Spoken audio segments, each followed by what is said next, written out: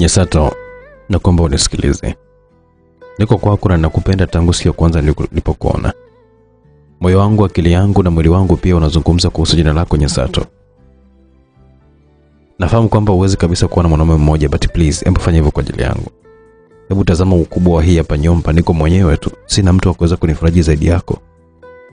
Naam msikilizaji, kama nakumbuka hapo tulikuwa ni katika sehemu ya 8 ya simulizi Nitarudi Mwanangu. Mwishoni kabisa sehemu ya 8 tulikuwa tumeshia pale ambapo Rachel alikuwa amefika, kisha alikaa katika kiti na kuchukua pombe akaanza kunywa. Tunaenda wote home, aliuliza Joel huku kichwani mwake akiwa na mipango miwili ambayo ilikuwa inategemea jibu la Rachel. Mpango wa kwanza, kama Rachel angesema hapana, basi angemuua njiani. Kama angesema ndio, basi angemuua wakati akiwa amelala. Yes. Kwa nini kuacha mwenyewe love? Rachel alizungumza. Joel akaweka tabasamu na kufurahia mauaji ambayo ingeweza kutokea mbele. Basi tukaribisha msikilizaji kuweza kushuhudia mauaji gani ambayo atakayomkuta Rachel. Tunajua mchongo mzima ulivyokaa. Samda Fundo mtunzi, director wewe ndo mimi hapa. Simulizi Max ndo andaji, YouTube channel ya Simulizi Max ndo ambaye nakuletea kigongo kikali kwa kweli. Max hapo kule unakuwa unapata bila kusubiri simulizi zetu tam. Kule unapata VIP zaidi kupitia 0677062012. Kazi na dawa. Hamna kusubiri huko. Tende pamoja katika sehemu ya 9 kujua nini kilejili, wakati tukiwa tunaenda kumalizia katika sehemu ijayo itakuwa ni sehemu ya 10. Safari ya kuelekea Butimba ambako Joel alikuwa anaishi ilianza. Walitoka The Kaski kwenye majira ya saa 6 usiku, huku Joel akionekanika kama mtu ambaye alikuwa amelewa hivi. Ukweli alikuwa amelewa kihivyo, bali alijifanya ili aendelee kumwaminisha Rachel kwamba hakuna kitu ambacho alikuwa anakifahamu kuhusu maongezi yake na Inspector Stay. Wakiwa njiani wanaelekea nyumbani, waliendelea kuongea mambo mbalimbali. Rachel hakuacha kumhoji Joel, naye aliendelea kufunguka tu kwa makusudi kabisa, sababu alishafahamu hatima ya mwanamke yule kwamba alikuwa katika mikono yake. Kwa hiyo baada ya kumua Lulu, ni nini love ambacho kilifuatia? Rachel kauliza. Hakuna kingine zaidi ya kumzika. Kwa mara ya kwanza nilimzika pale nyumbani, lakini maluelue yalivyoongezeka nikamzika makaburini. Na huyu Alex ulimlipa hela yake? Ndio. Ila na yeye kwa kuwa ni muuaji, ndio mtu ambaye amebakia katika watu ambao wanatakiwa kuuawa ili niwe huru, kwa hiyo nitamuua tu. Sasa Rachel alitaka kuzungumza, lakini alisita mara baada ya kugundua simu yake ambayo ilikuwa katika matiti ikizuiwa na Cinderella alikuwa anaita. Alikuwa anapiga simu yake, hakuwa mwingine bali alikuwa ni Inspector Stay ambaye alikuwa anataka kujua kama Rachel ameondoka ama bado. Rachel alitoa simu, aliwaza kupokea lakini alisita na kurudisha tena katika Cinderella. Ni nani ambaye anakuwa anakupigia simu usiku wote? Aliuliza Joel. Si yule Inspector, sijui hata anataka nini muda huu. Naye itakuwa anakupenda nini? Sidhani, maana sikaniona siku 2 tu, sijui 3. Anawajua wanaume, ila si upokee tu, Joel alisema, kisha aliweka umakini katika gari. Rachel aliwaza kidogo, akamtazama Joel vizuri kwa zaidi ya sekunde kadhaa hivi. Alimuona akiwa yuko makini kuangalia mbele. Nitampigia kesho, sitaki kabisa kukera baby. Rachel, hivi unanipenda kweli? Aliuliza Joel kwa makusudi kabisa, huku akiwa na dhumuni maalum la kuweza kuuliza ile swali. Yes, nakupenda. Kwa nini unaniuliza mara mbili? Uniamini au? Aliuliza Rachel. No, nauliza tu. Joel alipindisha ukweli wa swali lake. Maongezi yao yaliwafanya kufika nyumbani kwa Joel, kisha walishuka na kuingia ndani, huku wote wakiwa na tabasamu lisilokuwa na mfano. Joel alikuwa anatabasamu kuona kwamba amefanikiwa kumuua mtu ambaye alikuwa anataka kumchoma katika kesi yake. Wakati huo Rachel naye alikuwa anatabasamu kwa kuona kwamba alikuwa anaenda kukamilisha deal la pesa ndefu aliyokuwa amepewa na Inspector Stay. Wote waliingia hadi sebuleni, kisha wakaelekea chumbani ambako kwa pamoja walioga na kusuguana. Baada ya muda akarudi kitandani na kulala. Wakiwa kitandani kutafuta usingizi, Joel aliwaza aingie katika mauaji muda ule, lakini alisita kidogo ili bila tulie. Sitaki nimuue bila kuweza kumnyandua kwanza. Halafu natakiwa kujua ni nani ambaye alikuwa anawasiliana naye ili iwe rahisi kabisa kuweza kufuta ushahidi. Ndio, hili ni wazo zuri sana. Nikifanikiwa kufanya tu hivi, na imani kabisa kwamba nitaweza kukamilisha kila kitu, alisema Joel katika kichwa chake, huku akiwa anamsogelea Rachel ambaye alichezea simu yake na kuiweka pembeni. Uwanja mapambano yasiyokuwa rasmi ulikuwa kwa mbele yao. Walitekenyana kidogo, hatimaye walifanya mapenzi na usingizi mzito ulimpitia Rachel. Usingizi ule ulienda kusababisha kifo chake ilipokuwa imefika saa 4 usiku. ambapo Joel aliamka kisha alichukua simu ya Rachel na kuweka vidole vyake ambavyo alikuwa ametumia kama loki kwa alama za vidole. Hatimaye simu ilifunguka. Joel alinyanyuka kitandani taratibu mno ili asije kumtikisa Rachel ambaye alikuwa anakoloma kana kwamba simba yupo msituni. Alienda hadi mlangoni na kufungua mlango kisha kaelekea store ambako alianza kupekua vizuri simu ya Rachel. Aliingia uwanja wa message za kawaida. Kwa bahati nzuri alikutana na message ambazo zilionyesha kwamba Rachel alikuwa anawasiliana na mtu aliyekuwa amemsave kwa jina la Inspector Stay. Alisoma zile message kuanzia siku ya kwanza hadi siku ya mwisho, kisha karudi upande wa message za WhatsApp. Aliona namba ile ile ya Inspector Stay ikiwa na mawasiliano na Rachel. Alifungua baadhi ya message na kuzisoma. Hii ilimzidishia hasira. Ilibidi angalie mtu wa mwisho kabisa kuwasiliana naye kwa njia ya simu ya kawaida. Bado jina la Inspector Stay lilikuwa likiwa linaonyesha kwamba wameongea kwa zaidi ya dakika 15. Alivuta pumzi ndani na kuziachia kwa nguvu, kisha mkono wake wa kulia uliruhusu kidole chake cha shahada kukunja kidogo na kupitisha katika paji la uso wake. Alitoa kijasho chembamba kilichokuwa kinamtoka katika mwili wake. Alichezea simu kwa mara nyingine na kwenda sehemu ambayo ilikuwepo rekodi. Alifungua na kukutana na sauti zaidi ya 3 ambazo zilikuwa zinaonyesha hazikurekodiwa muda mrefu, na alipunguza kidogo kuamini kusikia maongezi yao wakiwa pale the cask. Sauti ilikuwa na dakika 25. Mwisho aliamua kuikata na kuplay nyingine ambayo ilikuwa na dakika 7. Alisikiliza na kupata na hasira. Kaweka simu pembeni kisha alichukua kishoka kidogo hivi ambacho kilikuwa karibu na pembe ya chumba kile kilichokuwa kimefanywa kama store. Kishoka hichi kilikuwa ni mahususi kwa ajili ya kukatia nyama pamoja na vitu vingine ambavyo vilikuwa vigumu. Alikiangalia kwa makini wa hali ya juu sana akasema, "Kinafaa hichi." Alisogea hadi sehemu ambayo alikuwa ameweka simu na kuikatakata vipande vipande kisha kaelekea chumbani ambako Rachel alikuwa amelala. Rachel ni kama machara alimcheza hivi, kitu ambacho kilimfanya aweze kuamka hata kabla ya ujio wa Joel. Alipapasa kutafuta simu yake sehemu ambayo alikuwa ameweka kuiona. Aligeuka upande wa pili ili amuulize Joel, lakini nako hakuona kitu. Mungu wangu, itakuwa amechukua. Alisema kujifunga shuka. Alishuka kitandani na kuanza kupiga hatua atoke nje ili kumfuata Joel, lakini wakati akiwa anafika mlangoni alikutana na Joel ambaye mkononi mwake alikuwa ameshika kishoka. Kijasho kilikuwa kinamchuruzika katika mikono yake kama maji. Hata uso wake ulionyesha kwamba alikuwa na hasira sana. Macho ya Rachel alitoa katika uso wa Joel. Aligundua kwamba amebadilika kimuonekano. Hakuwa Joel ambaye alikuwa amemzoea. Kwa sauti ya upole aliuliza, "Kuna nini baby? Mbona umeamka usiku alafu umefura hivyo? Unanifanya mifara, si ndio? Nani ambaye ulitaka kumtumia sauti zangu? Ina maana Rachel ukuamini kote huko, kumbe wewe ni mngesa hivi?" Joel aliongea kwa kubwata huku akiwa anataka kurusha kishoka, lakini Rachel alitumia ule mwanya kwa kumpiga Joel katika sehemu zake za siri na alikimbia ili kuweza kunusuru maisha. Joel alitupa kishoka na kushika sehemu yake ile huku akiwa anaugulia maumivu. Alimtazama Rachel ambaye alifungua mlango wa sebuleni na kutoka nje moja kwa moja.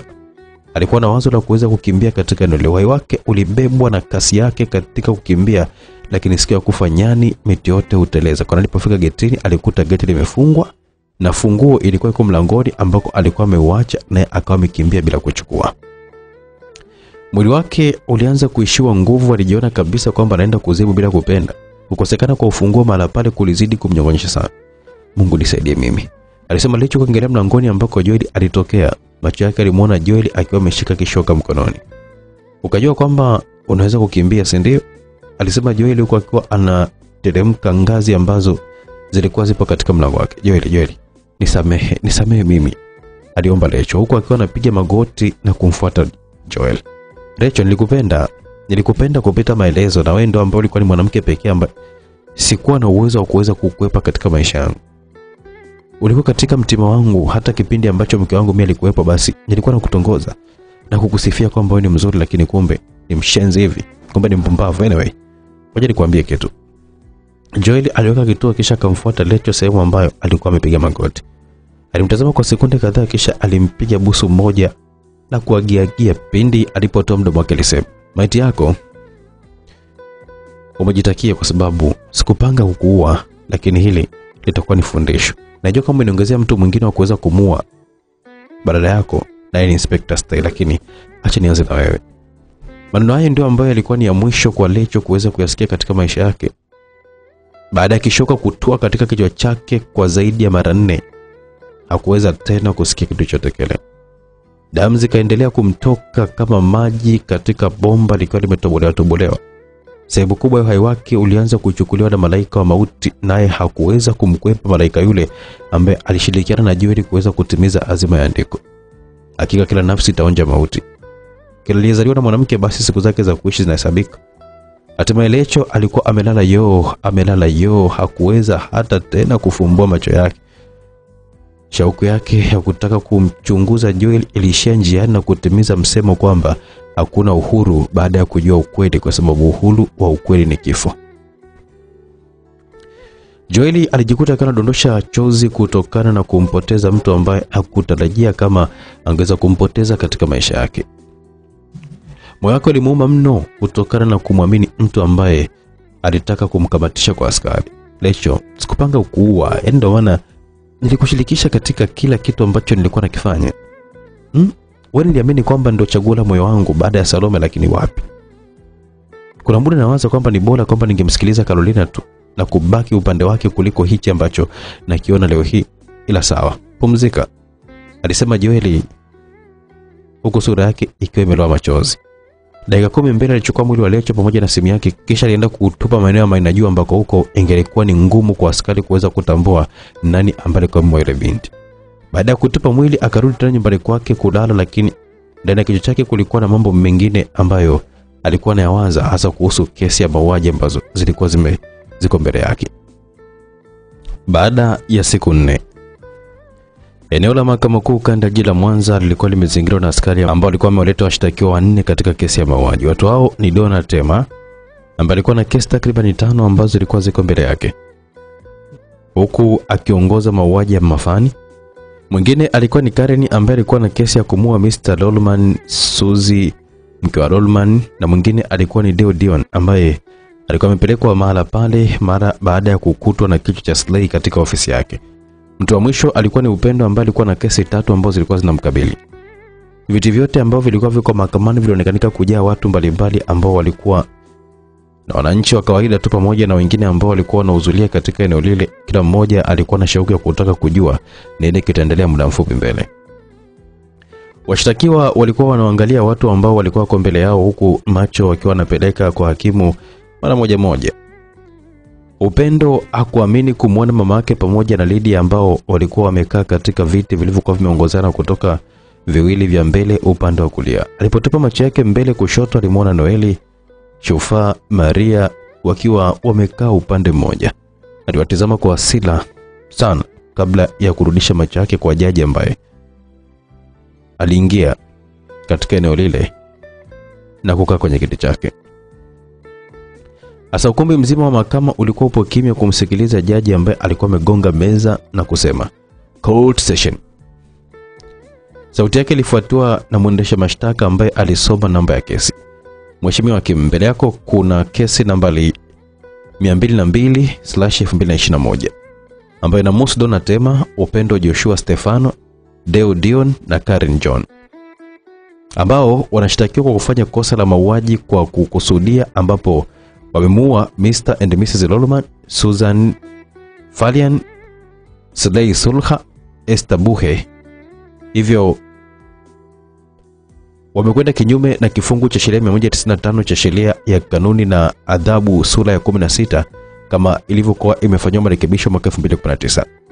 Mheshimiwa hakimu, mbele ya mahakama yako tukufu, naomba niwapandishe watuhumiwa kizimbani pamoja na mawakili wa pande zote mbili. Anaweka kituo kwa mtazama jaji. Jaji aliruhusu na kuomba washtaki wapandishwe kizimbani, huku akiwataka upande wa pili wa serikali kuweza kuandaa maswali ambayo yangeenda kwa mshtakiwa mmoja hadi mwingine. Washtakiwa wakapanda kizimbani, huku mawakili wakionekana kupanga baadhi ya nyaraka vizuri, kisha muda wa kuuliza maswali ukaanza. Kwa upande wa wakili wa serikali, jopo la mawakili 4 lilikuwa likiongozwa na Salim Ibn Muhammad, Khalifa Po, Arnold Lawrence pamoja na Bernard Tau. Wote kwa pamoja walikuwa wamejitambulisha ipasavyo, kisha upande wa mshtakiwa, jopo la mawakili ambao lilikuwa linaongozwa na Abdulaisa Serini Sela, Rahma Lahu pamoja na Nehrat Faudhi. Wote walijitambulisha, huku jaji akionekanika kama kuandika kitu hivi: na mshtakiwa wa kwanza kabisa ambaye ni Deodion alipandishwa kizimbani. Mate mazito yaliyokomaza koo lake yalimezwa na Deodion ambaye alitazama ukumbi wa mahakama, kisha akarudisha macho yake kwa Naila Tifaudhi ambaye ndo alikuwa ni wakili atakayeanza kumuuliza maswali. Naila Tifaudhi akauliza, anamtazama Deodion kwa muda, kisha anaweka sura ya mbuzi kama mwanaume anayekaribia mshindo, anasema, Deodion, kama jina lako jinsi lilivyokuwa na jina lako lilivyokuwa na herufi 7, unaweza kuiambia mahakama kwa nini uliua siku ya 7 katika juma na ilikuwa saa 7? Ukumbi wote ulikuwa kimya zaidi ya mwanzo, huku Fani akimmeza funda la mate, kisha alikaza macho yake kumtazama Doni Tema kwa sekunde kadhaa. Deodion anapata na kigumizi kiasi, anaangalia anajibu, sikuwahi kuwa muuaji, ila nilisingiziwa kesi. Naila Tifaudhi bila kuchelewa anauliza swali jingine, nani ambaye amekusingizia? Unaweza kumtaja kwa majina yake matatu, lakini pia unaweza kuiambia mahakama yetu tukufu mbele ya jaji pamoja na umati ambao unakutazama, una ukaribu gani na mtu ambaye inasemekana kwamba amekusingizia? Deodion anasikia swali na kuonekana kama mtu ambaye alikuwa anafikiria hivi katika kujibu, kisha akasema, anaitwa Dona Tema. Ukaribu ambao niko nao ni kwamba aliwahi kuwa askari ambaye alikuwa anafanya kazi na mpenzi wangu. Anameza funda kubwa la mate, kisha anamwangalia wakili. Naila Tifaudhi akauliza, anaitwa Dona Tema na mahakama imetaka majina matatu na si mawili kama nilivyoeleza. Mahakama yote kimya. Deodion anaangalia kushoto, anaangalia kulia, anashindwa la kujibu. Swali la tatu linaingia katika masikio yake. Naila Tifaudhi anauliza, nani ambaye alikuletea kitu cha Saleh Sulha? Deodion anajibu, Kan. Naila Tifaudhi anauliza, Kan ndo nani? Deodion anaweka ndita katika paji la uso wake. Anafikiria kuhusu maneno ambayo alikuwa amekalilishwa na Fani, yanamponyoka, akasema, ndio ambaye alikuwa ametumwa na Deodion. Deodion anajikanya katika utamkaji wa jina, kitu ambacho kinafanya wamuulize tena.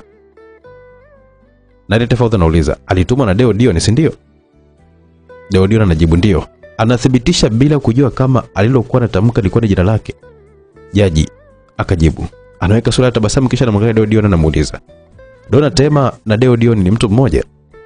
Upande wa Deodion kizunguzungu kinampata, maswali yalikuwa yanampa wasiwasi sana, kijeshi chembamba kinaanza kumchuluzika, anajibu, ndio, ni mtu mmoja. Mahakama yote inapigwa na butwaa kufuatia majibu ya Deodion. Fani anajawa na hasira, anatamani aende amtoe kizimbani ili amratue vibao viwili vitatu ili akili yake mrudi, ila anakosa uwezo wa kuweza kufanya hivyo. Naila akauliza, kwa hiyo Deodion ndio ambaye alimuua Saleh Sulha? Deodion anajibu, ndio. Hapana. Ndio. Jaji anauliza, jibu ndio au hapana?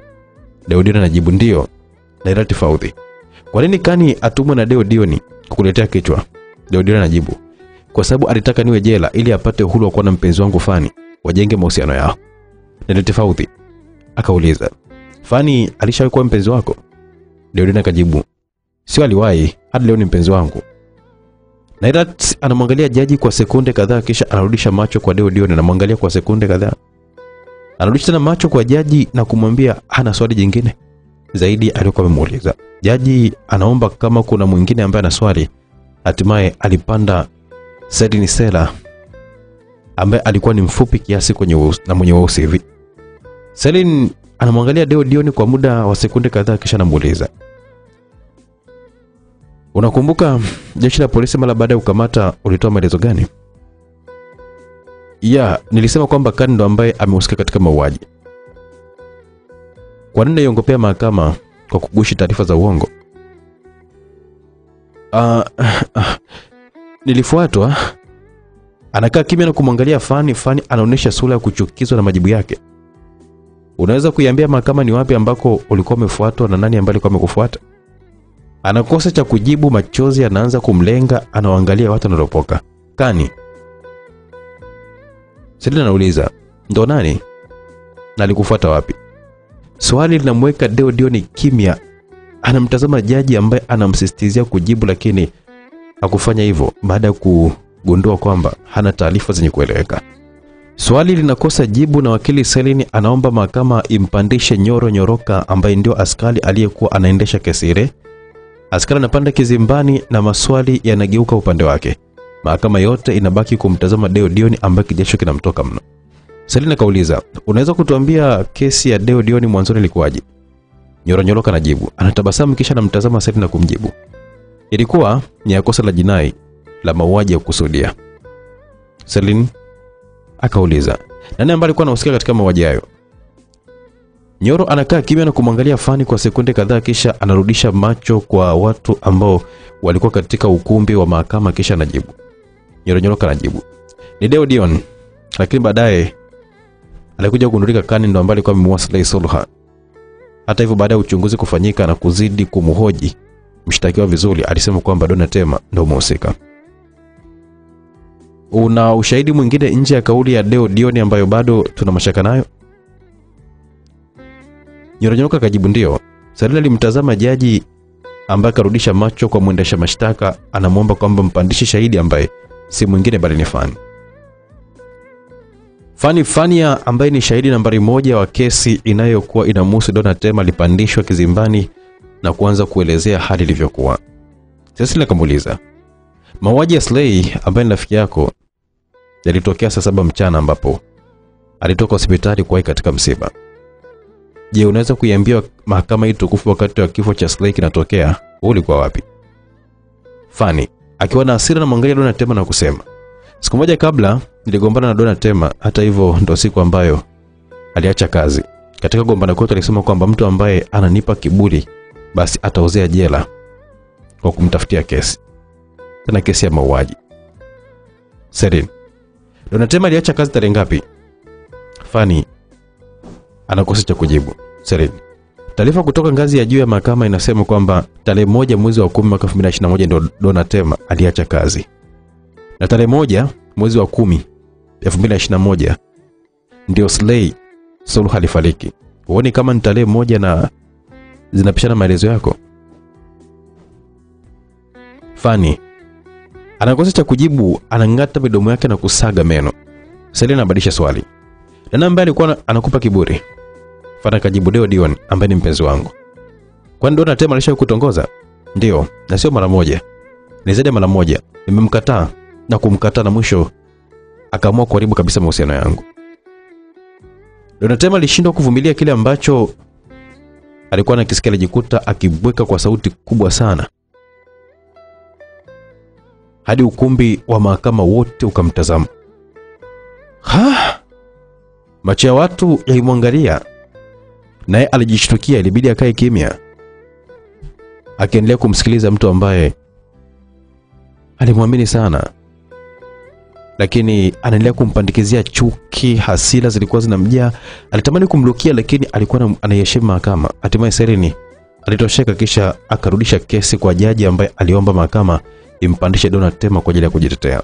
Donatema alipandishwa kizimbani kisha maswali kutoka kwa wakili Bernard Tau yalifuatia. Bernard Tau kauliza, kwa nini unadiliki kusaliti jeshi la polisi kwa kufanya mauaji wakati ukiwa polisi? Donatema kajibu, sijawahi kufanya hivyo. Nani ambaye alifanya? Donatema kajibu, ni Fani na Deo Dion.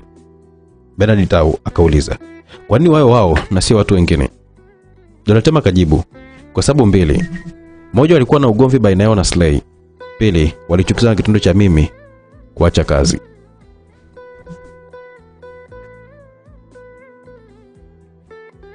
Bernard Tau, ulishawahi kumtongoza Fani?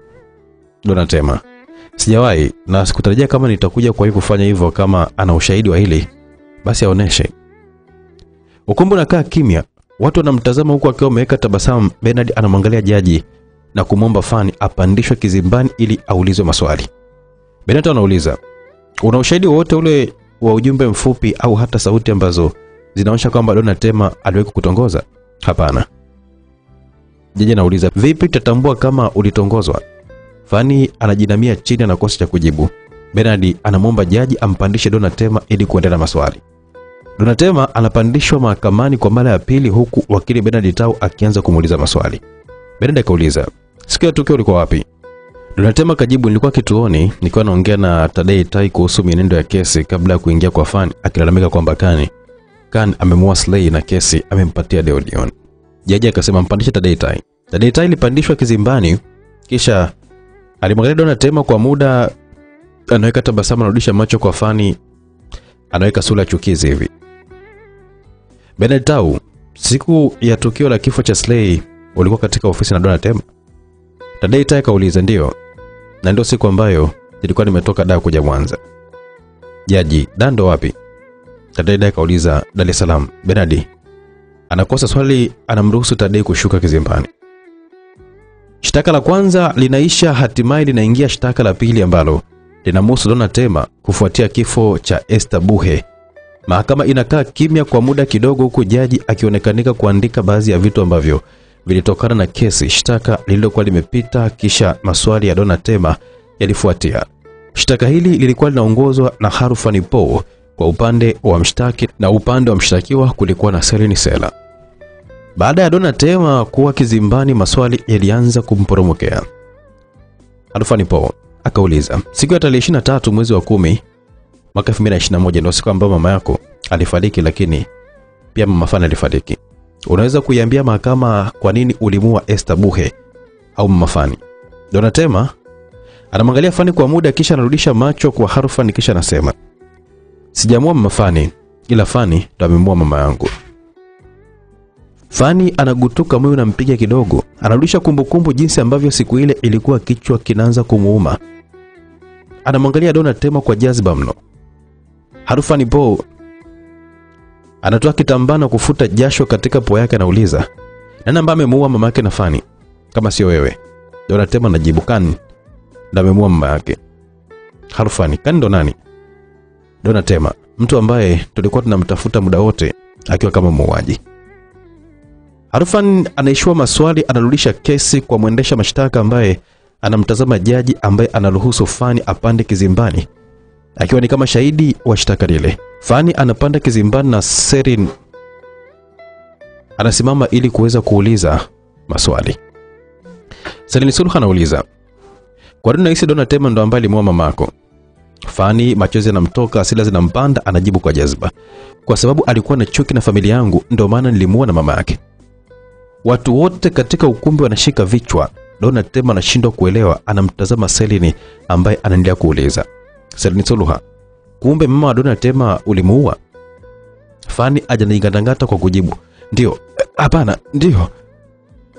Selini anarudi katika mada. Ushahidi kutoka kwa CCTV kamera zinaonyesha kwamba siku ya tukio gari zilikuwa mbili katika eneo lile. Kwa nini unamzania Donna Tema ambaye gari yake ilikuwa na plate number ila nyingine haikuwa na plate number, wakati unatambua sheria za nchi ni lazima gari zote zisajiliwe ndio ziingie barabarani? Fania anakaa kimya, anakosa cha kujibu, anamwangalia Tadei Tai ambaye anaonesha kuchukizwa hivi. Selini anarudisha kesi kwa jaji ambaye anagonga meza na kuwataka wakutane mahala pale saa 7 mchana ili kumalizana na washtakiwa wengine. Anaondoka nje na watu wa ukumbi nao wanaondoka huku wakiwa wananong'ona tu. Haya bwana. Katika pumziko tuna maswali machache ya kujiuliza msikilizaji.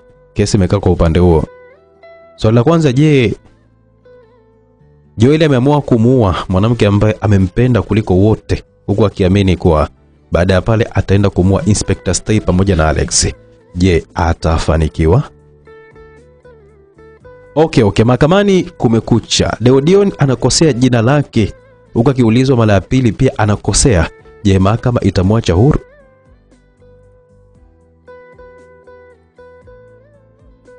Okay. Hakimu anasimamisha kesi hadi saa 7. Ni ambacho kitafuatia mara baada ya kurudi tena mahakamani. Hii ni sehemu ya 9 msikilizaji, tunaendelea. Tujue nini hasa kilijili katika simulizi yetu Nitarudi Mwanangu. Basi baada ya jaji kutoka, Mama Upendo aliona ule ndio ulikuwa muda sahihi wa yeye kuzungumza na Lydia ambaye alikuwa amejinamia. Mawazo yalimsonga, sitambue kama watahitaji kuondoka katika eneo lile ili kuweza kupisha watu wengine. Sijui kwamba tutakapokuwa tumerudi Upendo atajibu kitu gani jamani. Alisema Mama Upendo, mimi sijui, ila tusubiri tu itakuwaje, maana mambo yenyewe bwana haya hadi nachoka. Dadangu Upendo jamani. Lydia alizungumza huko, chozi lilikuwa linataka kumtoka lakini alizuia. Wanaamua kwenda nje kupata mazungumzo ya hapa na pale ili muda wa kusoma kwa kesi na mashtaka atakapokuwa amemkabili Upendo atakapokuwa amefika, basi waingie ndani ya ukumbi kwa mara nyingine. Upendo kama mzazi aliyekuwa amemtunza Upendo kwa miezi 9 tumboni na kumpa titi, alijikuta anadondosha machozi. Kiini cha maumivu kilikuwa kipo katika moyo wake, huko akijaribu kuomba ili Mungu aweze kumnusuru binti yake aweze kushinda kesi ile. Kwa upande wa Maria pamoja na Noeli, wao walikuwa wametoka nje ya ukumbi, kisha walisimama kwa pembeni hivi na kuanza kuzungumza kwa sauti ya chini. Kwani hela si ulishampa? Noeli aliuliza. Ndio. Ila alichukua 15 baada ya 15 nyingine. Maria alijibu kwa kumtaka Noeli waende wakazungumze masuala yale katika gari. Waliongozana wote kwa pamoja hadi walipokuwa wamefika katika gari, wakaendelea maongezi. Kama umempa, naona kabisa kwamba anachomoka katika kesi, alisema Noeli. Lazima iwe hivyo. Na kama hatochomoka, basi atakuwa amelogwa au jaji atakuwa amekunela kwa wenzetu. Kwa hela gani ambazo naweza kumpa familia choka mbaya kabisa kama nini? Yupo wapi yule mwenzako? Noeli alikashi familia ya Upendo kwa ikiwa anabadilisha na mada kabisa. Nani, Shufau? Ndio, ndo mwenyewe huyo. Alisema kwamba anaongea na rafiki yake sijui anaitwa Salha sijui. Naye alikuwa yuko mahakamani au? Noeli aliuliza huko akiwa anamsogelea Maria na kumtoa kidudu katika sikio lake. Yes, alikuwa pale, alijibu Maria. Upande wa Shufaa alikuwa anazungumza na Salha ambaye alikuwa ni kama rafiki yake. Walikuwa wamekaa pembeni ambapo kulikuwa kuna kamti hivi. Upepo ulikuwa unawapungia nao hawakuacha kuzungumza. Inaonyesha hii kesi ni kama yule mdada sijui alikurupukia hivi. Seems like hakuwa sawa kisaikolojia, alisema Shufaa kwa kama ameweka mkono mshavuni. Mla gani tena jamani? Suluhu aliuliza. Yule ambaye anasema kwamba eti alikuwa amemuua mama wa nani sijui, alafu eti hata kuulizwa moyani. Shoga, ili ndo mahakama. Yaani pale unaweza kujikuta unasema mambo ambayo hata ukutarajia kabisa. Bora hata usiwe na wasiwasi. Usiwe mtu wa kuweza kujiamini sana, na wala hata usiruhusu kukurupuka. Sasa nimesikia yule mwingine ambaye aliulizwa sijui wewe ni nani, akasema jina lake. Ameulizwa tena nani ambaye kaua, anasema jina lake tena. Usinikumbushe, yani bado sijala mie, maana nilikuwa nataka kucheka ila nikashindwa. Basi ikanibidi tu nichekee tumboni hadi kujamba nilijamba. Shufaa alisema, hali ambayo iliwafanya wote kuangua kicheko. Kimya kilipita kati yao, huko kila mmoja akiwa anaonekanika kufikiria jambo hivi. Hasa Shufaa ambaye alikuwa anawaza amwambia ukweli shoga yake kuhusu Maria kumlipa jaji au amwache, na mwisho aliamua kukaa kimya ili tu kuepusha kuvunja urafiki uliokuwepo baina yake yeye pamoja na Maria na pia Salha. Urafiki wa Salha na Shufaa ulianza utotoni ambapo walicheza pamoja. Hata walipokuwa wameenda kusoma pia walisoma pamoja, ingawa walipofika chuo kila mmoja alikuwa ameenda kusoma ngazi yake, na hapa ndipo kulikuwa kumewatenganisha haswa mara baada ya kumaliza, sababu Shufaa alikuwa ni mhasibu na Salha alikuwa ni daktari. Mara chache sana ungewakuta kwa pamoja, lakini muda mwingi kila mmoja alikuwa anafanya majukumu yake, huku simu zikiimarishwa na kuimarisha mahusiano yao. Hatimaye masaa yaliyoyoma na muda wa kurudi katika mahakama ulikuwa umewadia. Watuhumiwa pamoja na watu wengine waliingia mahakamani kwenda kuanza ngwe ya pili ya mashtaka, ambapo safari mtuhumiwa namba 3 na 4 ndio ambao walikuwa wanatakiwa kuweza kuhojiwa kwa kina. Baada ya hapo kesi ingetolewa fatuha na ndugu hakimu ama jaji Mugasi Maguru kutokana na kujiridhisha na maelezo ambayo yangeweza kutolewa na mashahidi pamoja na washtakiwa ambao walikuwa wanajibu vyema maswali ya mawakili pande zote mbili. Dakika 3 mbele jaji anaingia mahakamani, anaangalia ukumbi kwa muda kidogo, kisha anarudisha macho yake kwenye jopo la mawakili ambao walikuwa wawili na wote walikuwa kama wakiteta jambo hivi. Aliamuru kusoma kwa kesi na mwendesha mashtaka alifanya hivyo, kisha mshtakiwa namba 3 ambaye alikuwa ni Karen John alipandishwa kizimbani kujibu maswali ambayo yalikuwa mbele yake. Wakati Karen anapanda kizimbani, jaji uso wake uliweka tabasamu. Alimwangalia vizuri Karen ambaye alionekana kama alikuwa anatetemeka hivi, kisha wakili wa upande wa serikali alisimama mbele yake tayari kwa ajili ya kumuuliza maswali mlembo yule. Maria pamoja na Noeli walimwangalia jaji ambaye alionyesha kutelemsha miwani yake hadi usawa macho hivi na pua, huku akiwa anatazama, kisha aliwatingishia kichwa kuashiria kwamba kila kitu kitaenda kama alivyopanga. Abdullahi alikuwa anatakiwa kumuuliza maswali Karen. Akiwa ameshika karatasi mkononi, alianza na swali la kwanza Mara baada ya Karen kujitambulisha na kula kiapo, Abdul Isa kauliza, "Unafahamu Upendo kwa muda gani?" Karen John akasema, "Kama miaka 3 tangu niingie chuo." Abdul Isa akasema, "Ulishawahi kumshirikisha mpango wako wote ule?" Karen John akajibu, anamwangalia Upendo na kudosa vidole vyake, anajibu, "Ndio. Nimewahi kufanya hivyo. Ukama mpango wa kumoka mama yangu, alinisaidia kunipa hela ya matibabu." Abdul Isa anaangalia Uma kisha anaangalia karatasi, anauliza, "Kwa nini ulianza kumshirikisha Upendo katika mauaji ya Mr. Lolman?" Karen John akajibu, "Kwa mara ya pili vidole vyake ambavyo vinatoa sauti kidogo," kisha anajibu, "Sijawahi kumshirikisha katika mauaji na sijawahi kabisa kumua Mr. Lolman. Na wala simfahamu huyo mtu." "Jaji, una ushahidi wa kwamba alihusika katika mauaji?" Abdul Isa, "Ndio, ushahidi upo. Ni Upendo ndo ambaye ni shahidi." Upendo anaomba kupandishwa kizimbani, kazi ambayo inafanywa na askari ambao walimpandisha kizimbani ili kuwa kama shahidi ambaye ameshirikiana na Karen katika mauaji. Harufa Po anageuka na kuwa muuliza maswali kwa wakati ule. Harufa Po anauliza, "Kwa mara ya kwanza Karen anakuita na kukupa mpango wa kumua Mr. Lolman ilikuwaje?" Upendo anakaa kimya, hataki kujibu. Mara baada ya kuona jaji amekonyezana na Malia, anaangalia watu ambao wapo ukumbini. Macho yake yanataka kudondosha machozi lakini anajizuia. Harufa Po anarudia swali lake kwa mara ya pili, lakini Upendo anashindwa kujibu. Jaji anaomba apandishe Karen kuendelea na maswali. Ukumbi wote unapigwa na butwaa kwa nini Upendo hakutaka kujibu maswali ambayo alikuwa ameulizwa. Mawakili wa upande wake wanajikusanya na kuanza kujiuliza, huku akiwa wanamtazama Upendo ambaye anaonekanika kusaga meno. Mama Upendo anaonekanika kudondosha machozi, hakuamini kama mtoto wake aligoma kabisa kuonesha ushirikiano mbele ya mahakama. Kwa Upendo aliona yupo sahihi kabisa kufuatia kile ambacho kilikuwa kinafanywa na jaji. Hakutaka kabisa kujisumbua sana. Aliruhusu kesi ile iendelee, naye katika kichwa chake alikuwa anapanga mashambulizi ya namna ambavyo atafanya. Okay, nitamwacha aondoke. Na hata akiniita hapo baadaye, nitakachofuata ni mimi kusema kwamba nimeua.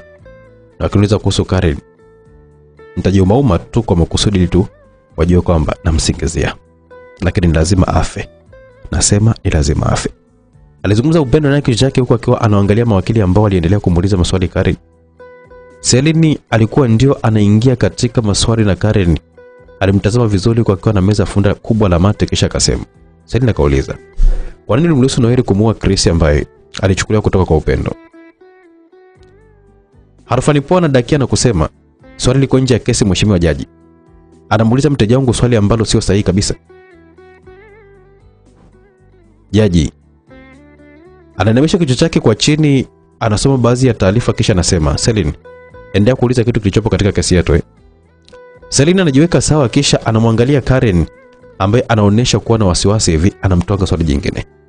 Selini akauliza, "Baada ya Dr. Susan kutambua kwamba wewe ni muuaji, ulifanya kitu gani?" Karen akajibu, "Kwa kuwa sikumtambua Susan, basi nakiri kabisa kwa kusema kwamba sijamuua. Na hakuna ambacho nilikuwa nimekifanya kibaya dhidi yake. Hata hivyo, sitambui ni mauaji gani ambayo nayazungumzia hapa." Jaji, "Una ushahidi ambao unathibitisha kwamba Karen John ni muuaji?" aliuliza. Karen anamtazama jaji kwa muda kisha anarudisha macho kwa Fani ambaye anameza funda kubwa, kisha anarudisha macho kwa Tadei Tai ambaye koromeo lake linacheza kidogo, anasema, "Ndio, ni mkurugenzi wa upelelezi wa kitaifa Tadei Tai." Jaji anamruhusu Tadei Tai kupandishwa kizimbani kisha na wakili anajiandaa kwa maswali. Sasa anauliza Tadei Tai, "Niligundua kwamba Upendo ni muuaji wa Dr. Suzana?" Tadei Tai anajibu, "Ni mara baada ya kufanya uchunguzi wa kina ambao ulikuwa umejawa na maswali ndani yake kutoka kwa watu mbalimbali." Selini kauliza, akiwa anamwangalia Tadei Tai, anamuuliza, "Katika uchunguzi wako umebaini watu wangapi ambao wamehusika na mauaji haya?" Tadei Tai akajibu, anamwangalia Karen kisha anarudisha macho kwa Upendo. "Ni mmoja tu ambaye mara baada ya kujua alisema wengine, ila kabla ya hapo wakati tulikuwa tunamkamata alisema yupo na bosi wake." Selini kauliza, "Nani muuaji na nani ni bosi? Unaweza kutaja majina yao?" Tadei Tai akajibu bila hata kufikiria akasema, "Upendo Joshua Stefano ndo muuaji na bosi wake ni Karen John." Ukumbi mzima unaweka mikono kichwani huku kila mmoja akiwa anamtazama Upendo ambaye hata hakuwa na wasiwasi. Selina anamwangalia Upendo kwa muda kisha anaendelea na maswali. Ulisema kuna watu mbalimbali ambao akiwemo nani na nani mwingine. Tadei Tai anameza fundo la mate, anamwangalia Upendo kisha anataja jina lake. Anaangalia upande wa pili, anataja jina la dereva taxi. Baada ya hapo anamwangalia Fania, naye pia anamtaja. Selin anavuta pumzi kisha anauliza kwa mara nyingine tena, huku akiwa anaangalia ukumbi wa mahakama ambao ulikuwa kimya kumsikiliza yeye. Jaji anaomba kuletwa kwa shahidi ambaye ni dereva taxi. Selin anamwangalia dereva taxi kuanzia juu mpaka chini na muuliza, unamfahamu vipi Upendo Joshua Stefano? Dereva taxi anasema, namfahamu kama miongoni mwa watu ambao waliwahi kuwa wateja wangu. Anamwangalia Upendo kisha anameza funda kubwa la mate.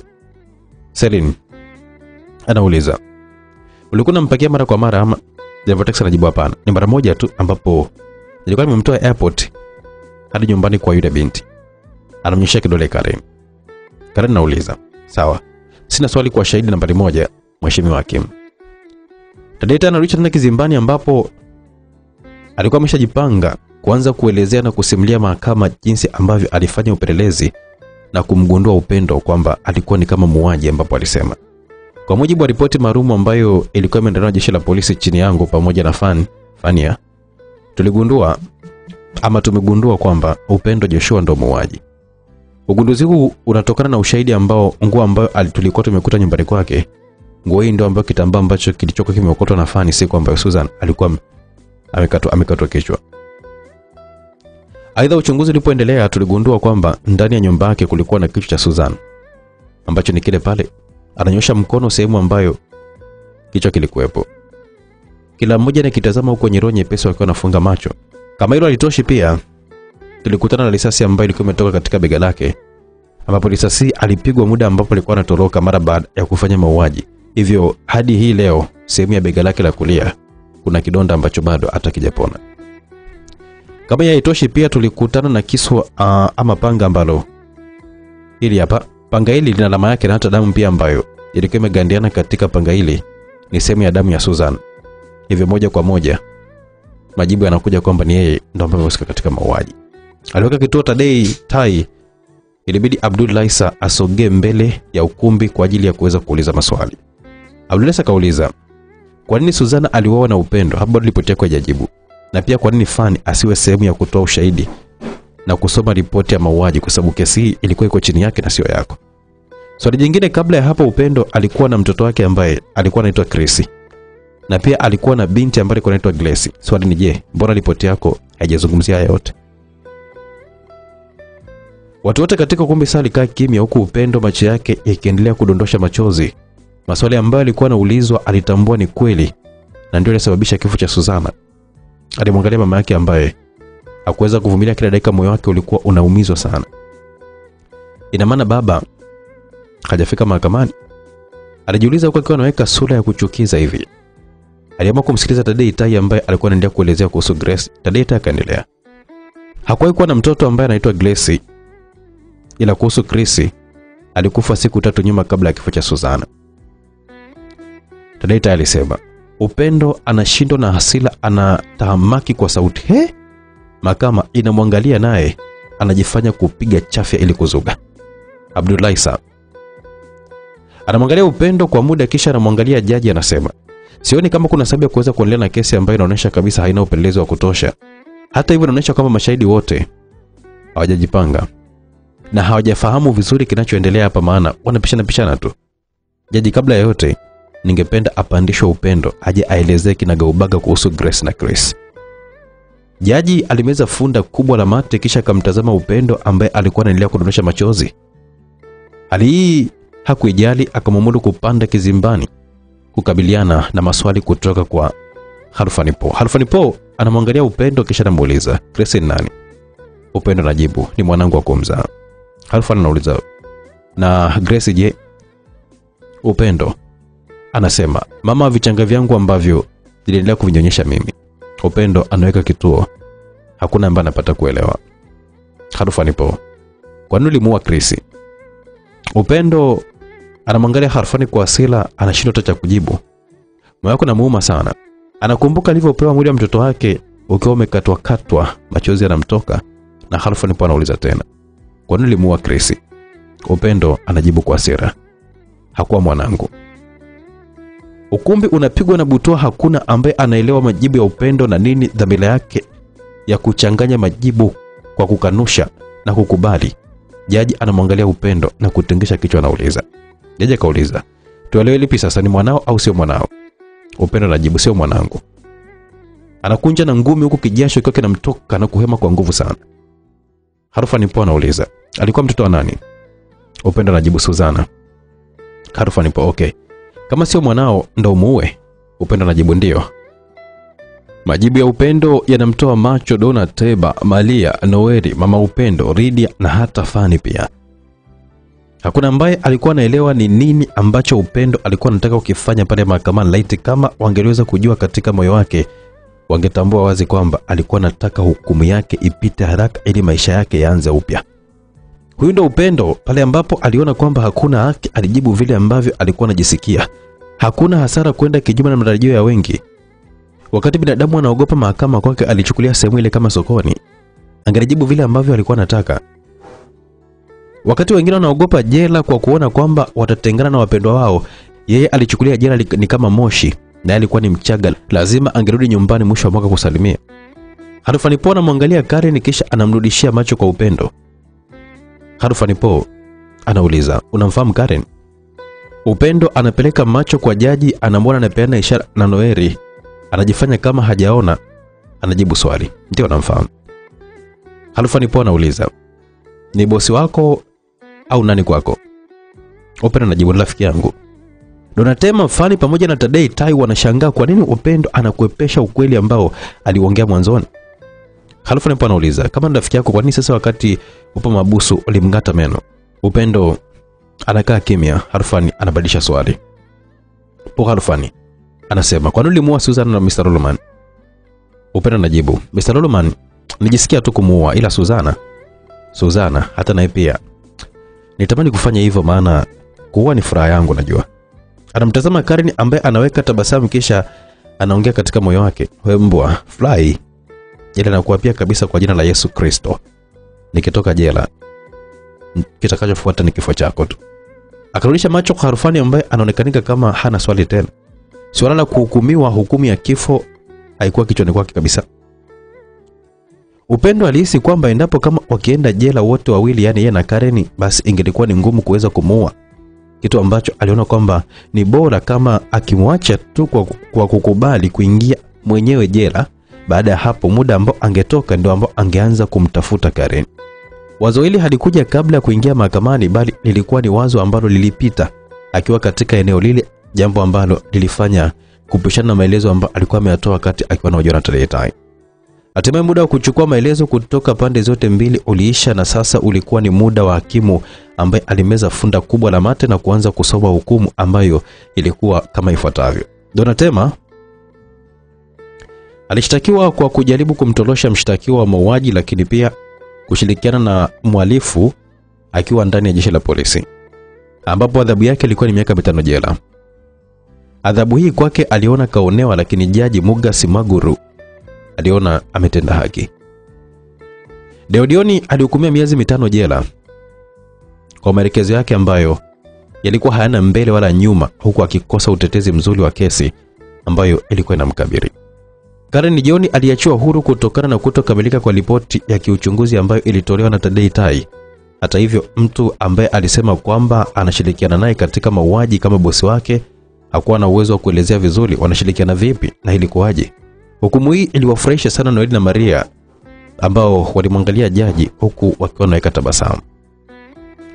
Mshtakiwa wa mwisho ambaye ni Upendo Joshua alipewa kifungo cha maisha jela, huku akifungwa katika jela ya watu watukutu walioshindikana. Makosa yake yalikuwa ni kuua kwa kusudia, ambapo aliua watu 4, yani Mr. Loloman na mke wake Chrissy pamoja na Susan. Ilikuwa ni hukumu ambayo wakati inasoma kwa upande wake hakuonesha kujali sana. Aliangalia maadui zake huku akiwa anamtazama jaji ambaye yeye alimuingiza katika orodha ya watu ambao atakao waua mara baada ya kutoka jela. Alirudisha macho kwa mama yake, akaona anadondosha machozi kwa akiwa anamwangalia, lakini kwake hakuona sababu ya kuweza kumwangalia mara nyingi. Ndio kwanza alimvalia sura ya mbuzi. Maisha mapya kwake yalikuwa yameanza rasmi. Pingu zilikuwa katika mikono yake na askari wa jela walimchukua kisha wakampandisha katika gari na safari ya kuelekea jela ilianza rasmi.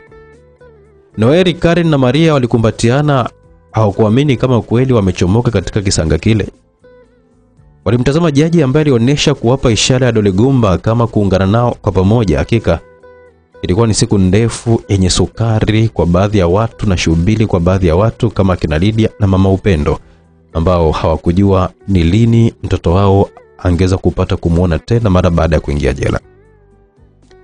Aibu ilibaki kwa Fani ambaye aliachiwa huru, lakini nafsi yake ilikuwa inamsuta kwa maamuzi ambayo aliyachukua ya kumua Madonna Tema. Alijikuta anadondosha machozi na Tadei alimsogelea huku akimpoza maumivu. Ndani ya jela. Majira ya 2 usiku, muda ambao wafungwa wengi wamelala, Upendo alionekanika kama mtu ambaye alikuwa na pilika hivi, kitu ambacho kilimshangaza mwenzake. Kauliza, "Wewe boya, unafanya nini huko?" Sauti ya kike ilikuwa imeshiba ilisikika. "Usiniite boya, sawa?" Upendo alijibu kwa kuwa anaendelea na mambo yake. "Mida ya kulala hii, jifanye upo Uswahilini. Utalipuliwa na kuchezea vichapo hadi kei pasuke." "Ni yangu, kwani yako?" Upendo alikuwa anaandika majina ya watu ambao atawaua katika ukuta uliopo jela kwa kutumia mkaa ambao alikuwa ameokota wakati akiwa anapata chakula. Katika orodha ile ya majina kulikuwa kuna majina 5 ambayo ni Karen, Mugas, Noeli, Maria na Kami. Na alifanya hivi ili kila siku atakapokuwa analala ama kuyaona basi apate kukumbuka jukumu lake. Baada ya kumaliza kuandika karudi tena kulala, kisha akasema, "Unaitwa nani vile?" Aliuliza kwa sauti ambayo ilikuwa imeshiba hivi kana kwamba alikuwa anataka kupigana hivi. "Nani namuuliza?" Mwanamke mwenzake alirudisha maswali. "Naongea na matako hadi ashindwe kujibu." Neno la kejeli likali limetolewa na Upendo. "Naitwa Benedetta." "Na wewe ni nani?" "Upendo." "Kwa nini ulikuwa hapa?" "Nilimua mmewa." Kabla hata Benedetta hajamalizia sauti yake, bwana jela alisikika akiwataka walale. Laleni huko." Wote waliamua kuungana na sauti ile. Hakuna ambaye aliongea tena, lakini Upendo alitaka kufahamu mengi zaidi kutoka Benedetta ambaye historia yake ilikuwa inataka kufanana sana na ya kwake. Akiwa amegeukia upande wa ukutani, aliendelea kuwaza namna ambavyo atafanikiwa kuweza kuondoka mahali pale. Ingawa wakati anaingia aliona eneo la ukuta ambalo hata kama angelikuwa na uwezo kiasi gani ingelikuwa ni ngumu mno kwa kuweza kutoroka. Alijikuta kihema. Mungu nisaidie mimi. Nisaidie, lakini pia wasaidie watoto nao pia wapate kuishi kwa amani, alisema. Upande wa Donatema hakupata usingizi siku hii. Muda wote alikuwa anawaza kuhusu maelezo ya Fani ambayo alikuwa ameyatoa mahakamani ya kwamba eti amemua mama yake. Hili mfanya aanze kudondosha machozi na kilio cha kuka kimemwanzia. "Hebu kelele basi," alisema mfungwa mwenzake ambaye alikuwa amekwisha kulala. "Sorry, samahani," alizungumza Donatema huku akiwa anafanya utaratibu wa kujiweka sawa. Hakutaka kugombana na mfungwa ambaye alikuwa yuko ndani, haswa kwa jinsi ambavyo alikuwa anaonekanika. Sura yake ilikuwa imejaa makovu kila sehemu, hata sehemu ya juu ya pua yake ilikuwa imetolewa kabisa. Moja kwa moja alitambua kwamba ile ilikuwa ni namba chafu. Aliamua kujilaza tu, lakini ghafla alihisi kama vile anashikwa kalio hivi, kitu ambacho kilimfanya ajawe na hasira. Akasema, "Oya, usione nimekukaushia ukaleta pigo za kise. Kausha wewe, nitakunyonya mavi sasa hivi. Watu tunataka segembe, tanua njia rungu izame," alisema mfungwa mwenzie huku akiwa anaendelea kumchezea kalio Donatema. "Hey, nakwambia usinishike tena." Donatema aliongea huku akiwa anamtoa mkono ule mfungwa. Mfungwa kuelewa kitu ambacho kilimfanya Donatema kurusha kichwa kimoja cha nguvu ambacho kilimpeleka yule mfungwa chini. Papo hapo alianza kudondosha damu na pumzi zake zilikata. Hakuweza tena kuhema kwa muda ule. Fahamu zilimpotea. Pumbavu. Bana, tuseme sawa. Sehemu ya 9 inaisha kihivyo. Upendo tayari ameshaingia ndani ya jela. Je, atafanikiwa kuondoka? Na kama hatotoka, nini kitakachofuatia? Donatema atafanikiwa kutoka naye kwa upande wake ama itakuwaje? Miaka 5 sio mchezo, msikilizaji. Baada ya kesi kuisha, je, maisha ya pande zote mbili itakuwaje? Usikose kufuatilia kazi hii kwa sababu ndo kwanza moto umeanza kuchanganya. Ndo kwanza simulizi inaanza, msikilizaji. Basi tukutane katika sehemu ya 10 kufunga dimba la msimu wa pili kwa simulizi Nitarudi Mwanangu. Mwanae alishakufa ila alishamwambia kwamba atarudi. I say, yuko jela, atarudi kweli au itakuwaje? Ana majina matano ya kuweza kuyapoteza katika uso wa dunia na muongelea upendo. Lakini ndo kafungwa kifungo cha maisha, atoke leo wala kesho.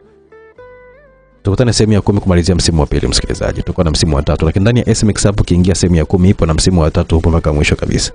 Tukutane huko. Bye.